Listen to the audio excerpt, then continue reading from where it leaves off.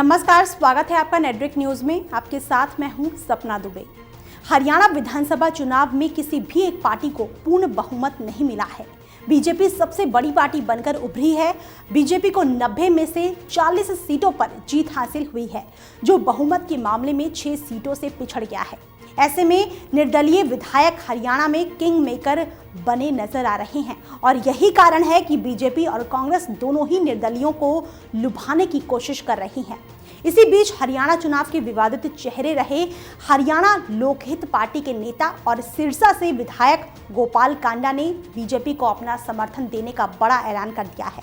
लेकिन अब इसी पर बीजेपी बुरी तरह घिरती नजर आ रही है। जहां विरोधियों ने बीजेपी को अपना निशाना बना लिया है, वहीं पर पार्टी के अंदर भी गोपाल कांडा को विरोधी सुर उठने लगे हैं।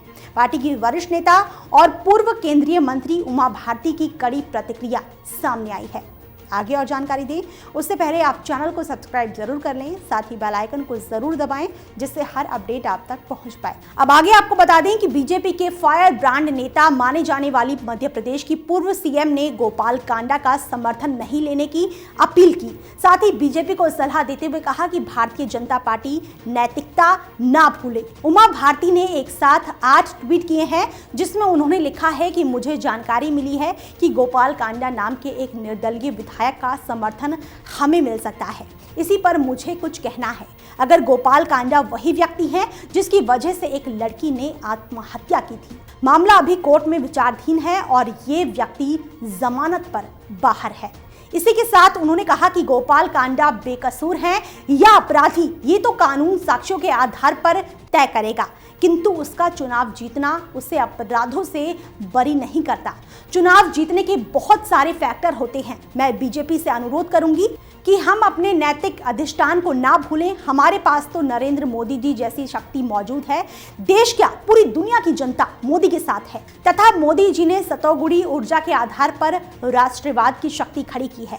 उमा भारती ने कहा कि हरियाणा में हमारी सरकार जरूर बने, लेकिन ये तय करिए कि जैसे बीजेपी के कार्यकर्ता साफ सुथरे जिंदगी के होते हैं, हमारे साथ वैसे ही लोग हों।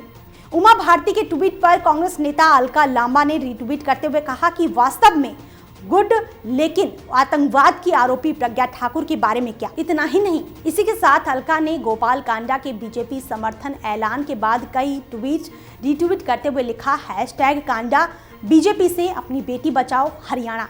इसी के साथ कांग्रेस प्रवक्ता रणदीप सुरजेवाला ने गोपाल कांडा के मुद्दे पर बीजेपी को घेरते हुए कहा कि मैं गोपाल कांडा पर बीजेपी नेताओं के बयान देख रहा था और आज उसी कांडा से समर्थन ले रहे हैं, जिसे कांग्रेस सरकार ने सिर्फ सरकार से बाहर का रास्ता दिखाया था।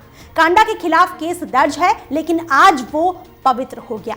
बीजेपी ने हरियाणा में शासन का नैतिक अधिकार खो दिया है, जहां 2 छोड़कर उनके सारे मंत्री चुनाव हार गए हैं।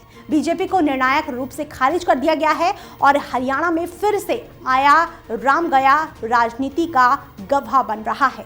गौर करने वाली बात तो यह है कि बीजेपी को कांडा के समर्थन देने की अटकलों के बाद एक बार फिर वो सुर्खियों में आ गए और इसके साथ ही गीतिका शर्मा का सुसाइड मामला भी लोगों के जहन में फिर से ताजा हो गया है।